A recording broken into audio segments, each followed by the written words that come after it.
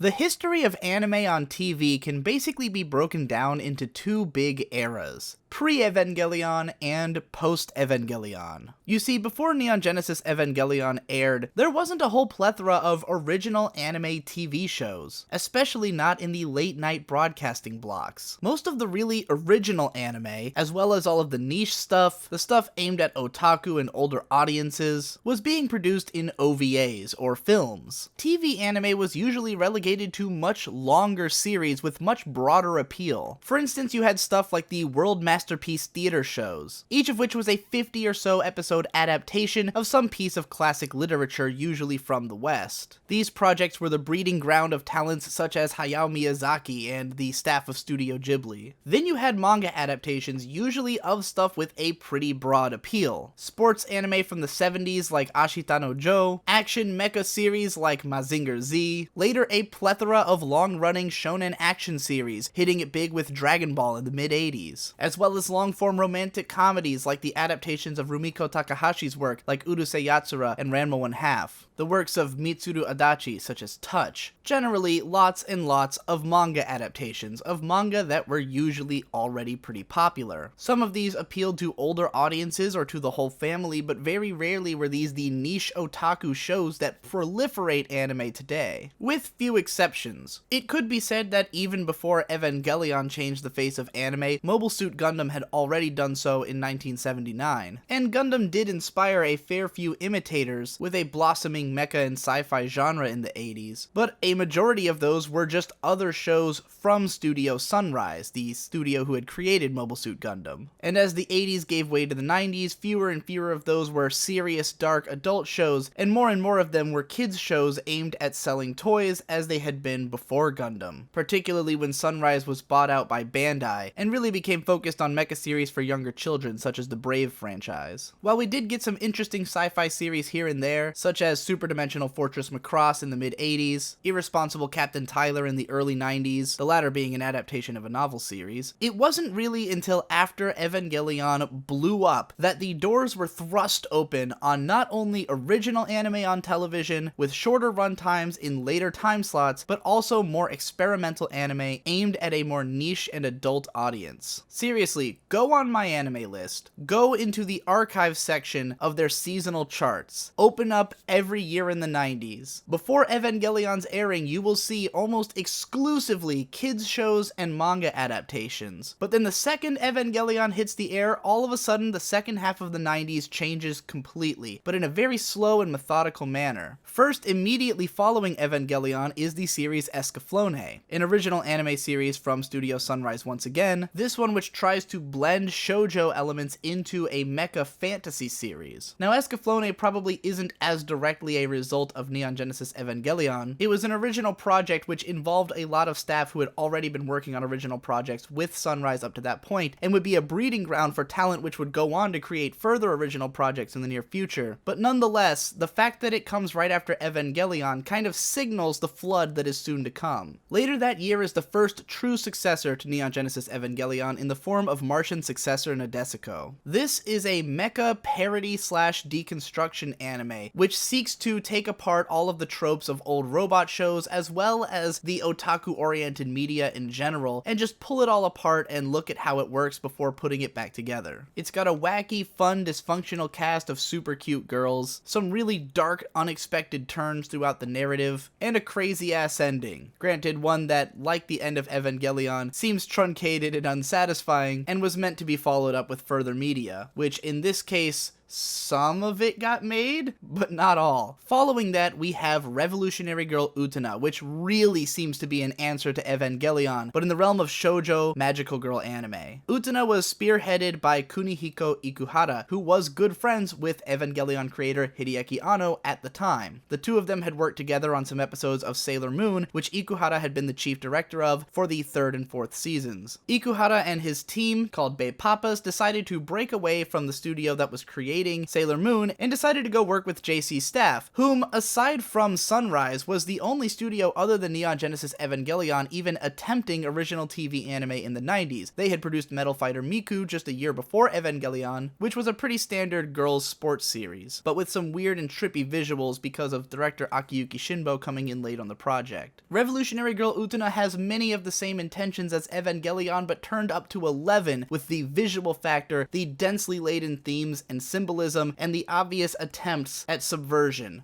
all over the place. The creators were aiming to do everything that they had wished they could do with Sailor Moon and couldn't, and boy, they did everything they possibly could. The follow-up film, Revolutionary Girl Utena: Apocalypse of Adolescence, is often referred to as End of Utena in reference to its similarity to End of Evangelion. And while Utena feels like the most direct result of Evangelion's existence, we would very quickly start to see things open up and get crazy in 1998, once everybody had time to really let Evangelion settle in and decide to try and copy it. One series which doesn't really borrow much from Evangelion, but may very well have been allowed to exist because of the success of such a show, is Cowboy Bebop, a show that was created when Studio Sunrise told director Shinichiro Watanabe that he could basically do whatever he wants as long as it has some spaceships that they can sell toys of. So Watanabe creates one of the most eclectic, original, and memorable anime series of all time. Bear in mind, these series were also big successes. Martian Successor Nadesico and Cowboy Bebop also sold gangbusters, and Revolutionary Girl Utena has been extremely well remembered over time, itself having won several awards. But 1998 is where the floodgates really start to open, and not every one of these shows is as well remembered as Neon Genesis Evangelion and its first few successors. At this point, it's not only these hyper-talented visionary directors who are being given the reins to do whatever they want on these really great series. Now things are starting to get more experimental. Some very strange writers are getting hired, people who are known for their weird-ass bullshit. For instance, Sho Aikawa, who's put in charge of the series Neo-ranga, an utterly insane, batshit, balls-to-the-wall series, which starts off with 3 episodes of what is literally a Godzilla film, before it becomes about 3 young girls who have a pet kaiju that they use to solve Yakuza disputes and the housing crisis in Japan. This thing has tons of political commentary. It really goes all over the place in tone and is completely unpredictable. And Sho Aikawa would go on to write no shortage of batshit insane bullshit over the course of his career. Likewise, we would be introduced to Chiaki J. Konaka, who made his mark on the world with Serial Experiments Lain, a cult favorite series which makes up for its relative lack of production value with incredibly striking artwork and design, and especially sound design. But more importantly, its mind-altering perception of the internet and the upcoming singularity, which seemed way ahead of its time in 1998. Other less remembered shows which started that year are the likes of Gasaraki and Generator Gall, a mecha series and transforming hero series respectively, which feel a little bit more standard and anime-ish than the likes of Evangelion, but clearly take cues from it in terms of their presentation and the integration of more horrifying and trippy sci-fi elements into their plot. In 1999, we get Dual Parallel Adventure, a show which I haven't seen myself, but the only thing I've ever heard about it over the 17 years that I've been hearing about it is people saying that it's like a lighthearted take on Neon Genesis Evangelion. Depending on who you're asking, it's a not up its ass version, but you know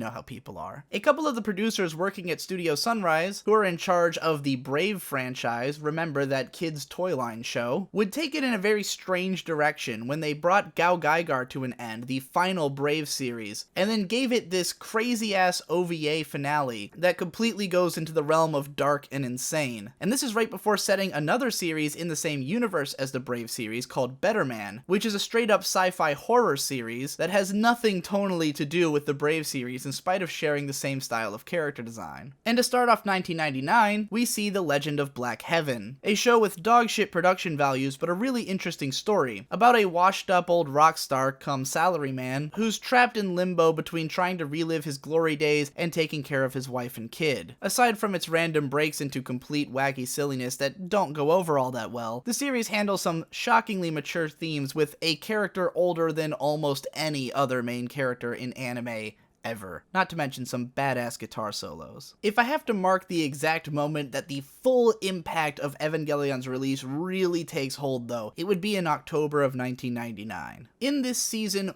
4 different, very dark sci-fi series make their debut on television. Each of them featuring characters who experience deep psychological trauma, really horrifying worldviews on the nature of humanity, and just plenty of carnage and violence in some cases. We have Now and Then, Here and There, which starts off looking like a shonen adventure series about a kid getting teleported to another world, until it turns out that this other world he's been teleported to is a horrifying dictatorship full of child slaves and soldiers, in which the main characters are essentially tormented and raped throughout the series. Then we have Blue Gender, a show about humanity coming out of cryogenic chambers to find the Earth completely ravaged by giant insects that kill everything, and which I remember primarily for the fact that so many of the main characters get eaten horrifically by giant bugs. Not to mention Infinite Revias, a show about a bunch of space cadets who end up abandoned on a ship out in the middle of space when all of the adults die, and they have to learn to form a society, which comes with no shortage of horrifying